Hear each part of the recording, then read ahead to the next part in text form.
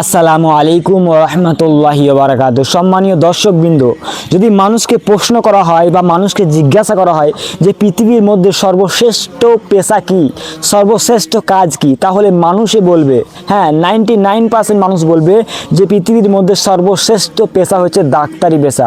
কারণ এই ডাক্তারি পেশার ওপরে আর কোনো সর্বশ্রেষ্ঠ পেশা হতেই পারে না। হ্যাঁ, কিন্তু আপনি কি জানেন আল্লাহ সুবহানাহু ওয়া তাআলা পবিত্র কোরআনের মধ্যে ডাক্তারি থেকে উত্তম পেশার কথা বলেছেন? হ্যাঁ, আপনি কি জানেন? চলুন আপনাকে সেই পেশা সম্পর্কে আমি জানাবো।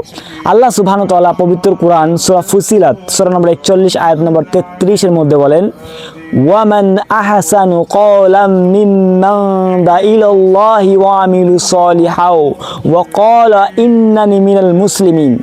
সেই ব্যক্তির থেকে কার কথা উত্তম যে মানুষকে আল্লাহর পথে আহ্বান করে এবং সৎকর্ম করে এবং সে বলে আমি একজন আত্মসমর্পণকারী মুসলিম। হ্যাঁ, তাহলে পৃথিবীর মধ্যে সর্বশ্রেষ্ঠ পেশা হচ্ছে দাওয়া, সৃষ্টিকর্তার পথে মানুষকে আহ্বান করা।